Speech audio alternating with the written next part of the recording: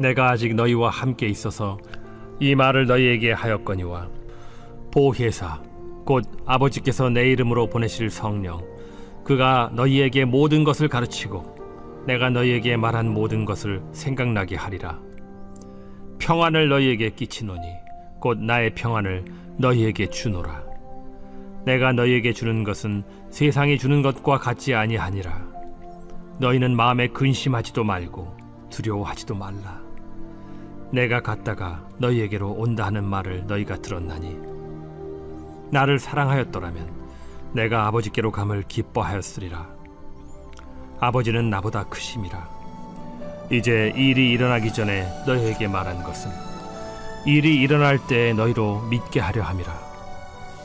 이후에는 내가 너희와 말을 많이 하지 아니하리니 이 세상의 임금이 오겠음이라. 그러나 그는 내게 관계할 것이 없으니 오직 내가 아버지를 사랑하는 것과 아버지께서 명하신 대로 행하는 것을 세상이 알게 하려 함이로라. 일어나라. 여기를 떠나자. 할렐루야. 오늘도 새날을 허락하시고 말씀으로 하루를 시작하게 하신 하나님께 감사드리며 성령 하나님의 충만하신 도우심과 인도하심이 여러분의 오늘 하루를 아름답고 풍성하게 인도해 주시길 축복합니다.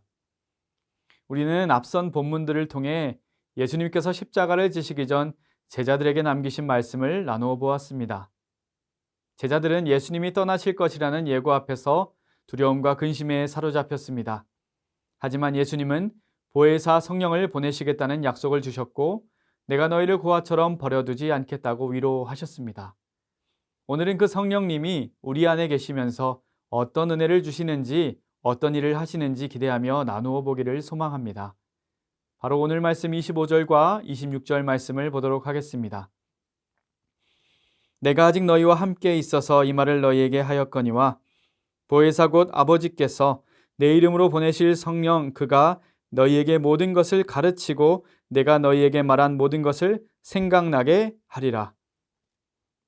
25절에서 예수님은 내가 아직 너희와 함께 있어서 이 말을 너희에게 하였다고 말씀하십니다. 예수님께서 제자들과 함께 계실 때 수많은 교훈과 기적, 표적들을 통해 하나님의 뜻을 많이 가르쳐 주셨음을 의미합니다.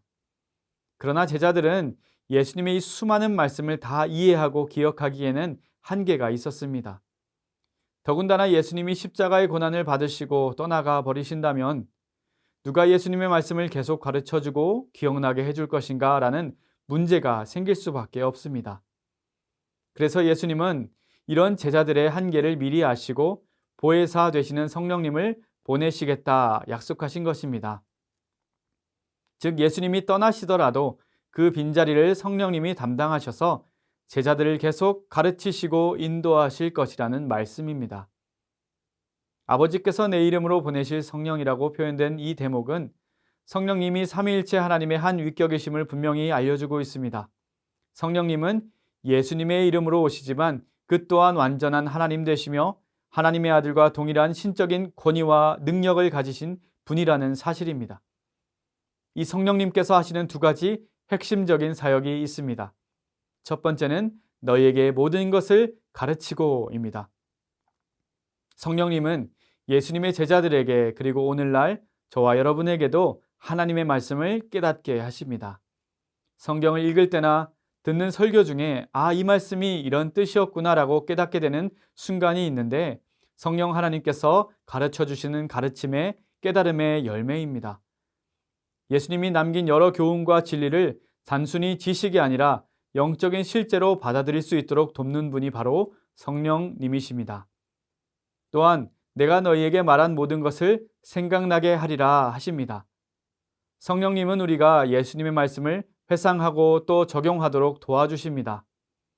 일상생활 속에서 어떠한 결정이나 상황을 맞닥뜨릴 때에 예수님의 말씀이나 성경의 구절이 문득 떠오르는 경험을 해보신 적이 있을 것입니다. 이 또한 성령님의 생각나게 하심입니다. 또한 성령님은 우리로 하여금 우리가 누구의 사람인지 어떤 존재인지 그것을 상기시켜 주시면서 늘 영적으로 깨어있게 도우십니다. 사랑하는 여러분, 보혜사 성령님이 하시는 일을 우리도 함께 경험하며 살아가기를 소망합니다. 우리의 신앙생활은 성령님의 도우심을 떠나서는 제대로 세워질 수가 없습니다.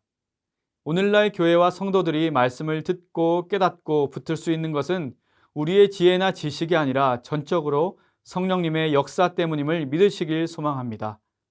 또한 우리가 예수님의 가르침을 망각하지 않고 순간순간마다 성경의 진리를 적용하게 되는 것도 성령님의 은혜임을 믿으시길 바랍니다.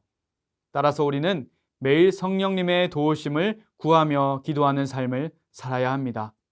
주님, 성령님이 저를 가르쳐 주시고 예수님의 말씀을 기억나게 해 주십시오. 제가 이 말씀을 세상 속에서 어떻게 실천해 나가야 할지 깨닫게 해 주십시오. 이렇게 늘 성령님의 일하심을 구하는 기도가 우리 가운데 끊임없기를 간절히 소망합니다. 이어서 27절의 말씀을 함께 묵상합니다. 평안을 너희에게 끼치노니 곧 나의 평안을 너희에게 주노라. 내가 너희에게 주는 것은 세상이 주는 것과 같지 아니하리라. 너희는 마음에 근심하지도 말고 두려워하지도 말라.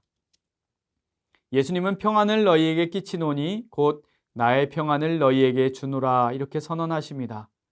그리고 나의 평안과 세상에 주는 평안을 지금 대조하고 계십니다. 보통 세상이 말하는 평안은 고난이나 문제가 없는 상태 혹은 환경적으로 모든 것이 순조로운 상태를 의미합니다.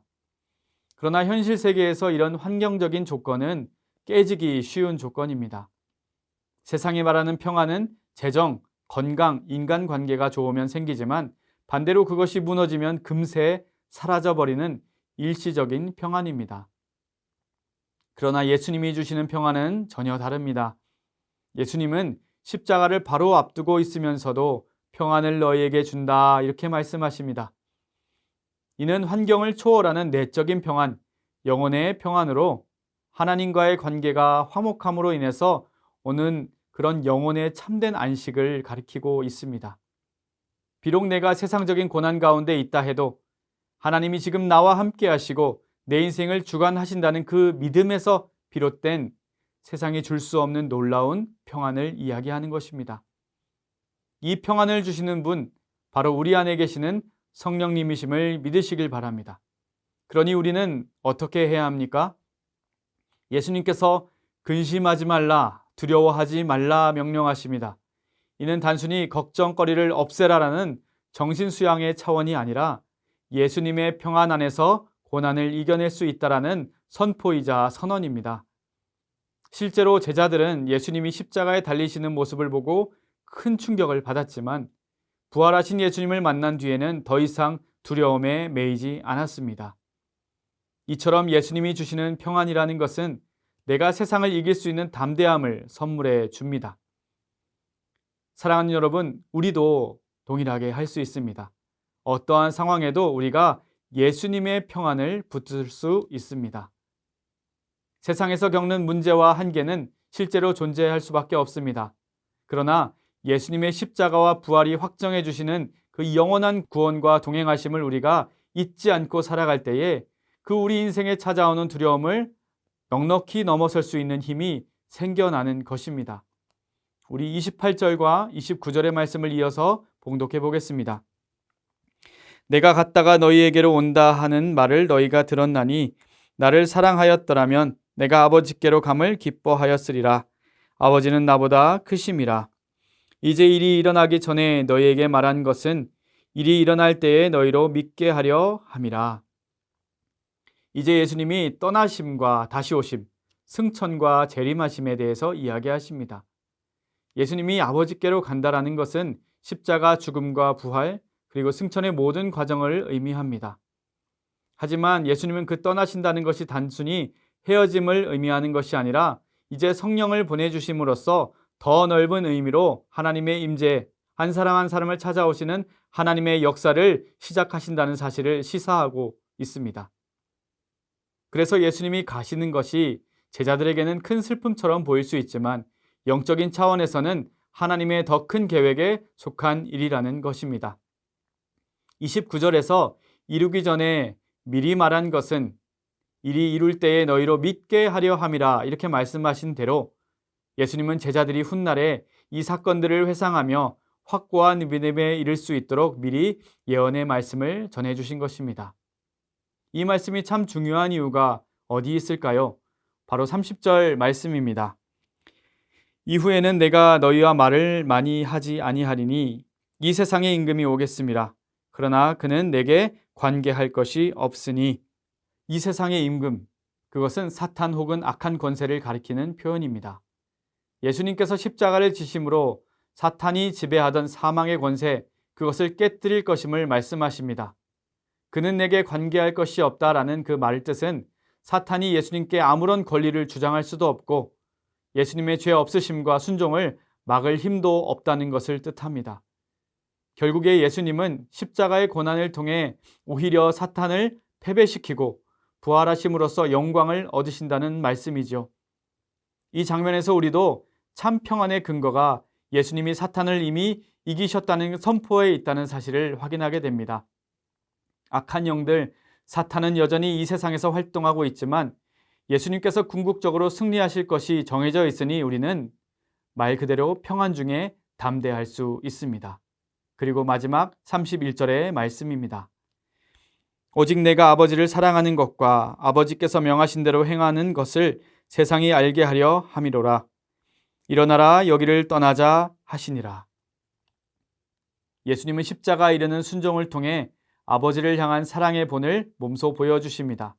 이 순종이라는 것이야말로 예수님의 평안이 어디서 나오는지를 드러내고 있습니다. 즉 하나님 아버지께 온전히 순종하는 삶은 혼란과 고난 중에도 평강을 유지할 수 있습니다.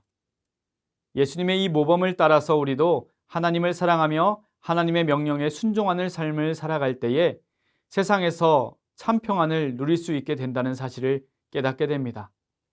끝으로 예수님은 일어나라 여기를 떠나자 하시며 제자들과 함께 최후의 길을 걸어가십니다. 이 장면은 십자가 사건 직전에 벌어진 일이지만 평안의 메시지를 주신 예수님의 모습이 두려움에 떠는 제자들에게 엄청난 용기, 세상이 감히 줄 수 없는 용기, 그리고 세상 그 누구도 빼앗을 수 없는 용기를 보여주고 있습니다. 우리가 이 평안을 실제 삶에서 한번 누려보려면 어떻게 해야 할까요? 반드시 성령님의 도우심을 구해야 합니다. 성령님이 우리에게 예수님의 말씀을 상기시켜 주시고 하나님의 능력과 사랑을 되새기게 해주실 때라야 불안과 두려움은 사라지게 될 것이고 믿음이 생겨나게 될 것입니다. 하나님 아버지를 사랑하고 명령에 순종하는 길을 걸어야만 합니다. 예수님께서 친히 보여주신 본을 따라 우리도 하나님께 자신을 의탁하고 세상의 염려를 넘어서서 하나님이 기뻐하시는 말씀 가운데 드러난 그 순종을 실천할 때에 그 안에서 하나님이 주시는 평강을 맛보게 될 것입니다. 이 세상의 임금에게 위협받을지라도 예수님이 이미 승리하셨음을 기억하시길 소망합니다. 세상에서 만나는 크고 작은 문제들 뒤에 악한 세력의 방해가 있을지라도 궁극적으로 우리 주님은 이미 사탄을 이기셨고 그 승리를 교회와 성도들에게 또 저와 여러분에게 나누어 주실 것입니다. 사랑하는 여러분, 우리에게 선물처럼 찾아오신 보혜사 성령은 예수님이 이미 가르치신 말씀을 계속해서 가르쳐 주시고 또 우리가 잊지 않도록 때때로 생각나게 하시는 분이십니다. 이제 우리는 어떠한 삶의 상황 속에서도 성령님을 통해 예수님의 말씀을 되새기며 하나님 아버지께서 주시는 평강을 붙들고 살아갈 수 있게 되었습니다. 그런 저와 여러분의 성령 충만한 하루 되시기를 주님의 이름으로 간절히 축복합니다. 함께 기도하겠습니다. 사랑의 하나님 아버지, 보혜사 성령의 사역과 예수님이 주시는 참 평안을 다시금 한번 깨닫게 하시니 감사드립니다. 성령님, 우리가 예수님의 말씀을 잘 이해하고 기억하도록 날마다 가르쳐 주시고 또 깨닫게 하여 주시옵소서. 우리가 주님을 따르며 순종하려 할 때에 성령의 능력으로 지혜와 힘을 더하여 주시기를 또한 간구합니다. 하나님 아버지의 뜻에 전적으로 순종하는 그 예수님의 모습을 본받아 우리도 하나님을 사랑하고 그 하나님의 말씀에 순종하며 세상 가운데 참된 평안을 간증하는 성도들의 삶이 되게 하여 주시옵소서. 이 모든 말씀 살아계신 우리 주 예수 그리스도의 이름으로 간절히 기도드립니다. 아멘.